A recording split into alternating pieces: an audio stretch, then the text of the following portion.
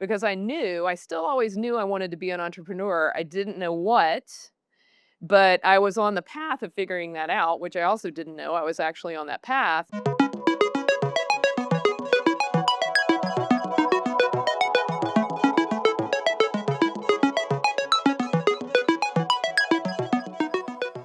Woodward grads are leaders within communities all across the world, all across the country.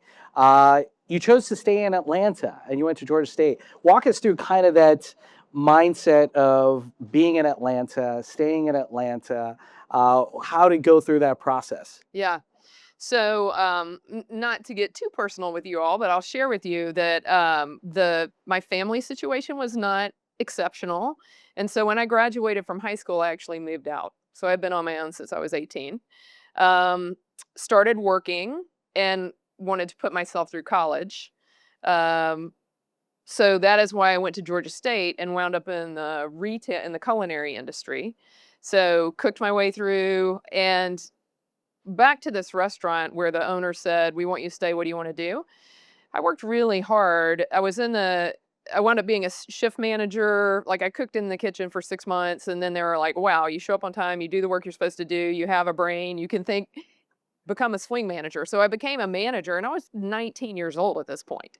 And then a year and a half later, the guy that I was working for, the manager of that business, was moving to LA.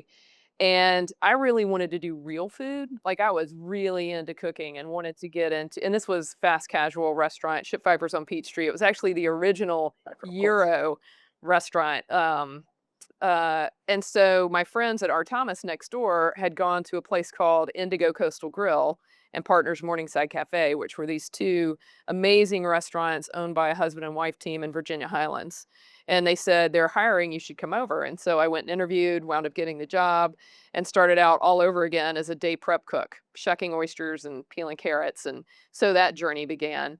But that's why I really stayed in Atlanta because I was cooking my way through college. And then fast forward, Indigo, I worked my way up again, day prep chef, then wound up kitchen manager expediter and finished my degree. And there wasn't anywhere else to go. So Scott Peacock, who was the governor's chef at that time, came in for dinner all the time and we'd make special things for him.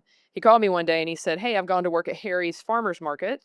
Do you all know Harry's? Probably not. Whole Foods wound up buying them, but it was the largest gourmet grocer in the city. It was a really big deal back in the 90s. And Harry wound up taking it public. So Scott called and he said, "Hey, we've started an R&D team. Edna Lewis is going to come work with me. I want you to come interview for the job because I like the way you sprinkle salt." And I was like, "What? You're a crazy man, but okay. I've sort of hit the ceiling here, so I'll go over here." I interviewed with Harry and his wife Janet because she ran the R&D team at the time and wound up getting hired. Got that job and started there. 6 months later, Harry and Janet get into a huge fight. She walks out the door and Harry comes to me maybe a week later and says, "Hey, do you want to be director of R&D?" And I was like, "Sure, I can do that." And here now I'm like 23 years old, 24. And but I would just do it. You just do what you do. You keep going and keep thinking about those things. And so that's all relevant to why in Atlanta, because while I was at Harry's, Scott and I went to New York to cook in the Union Square Green Market.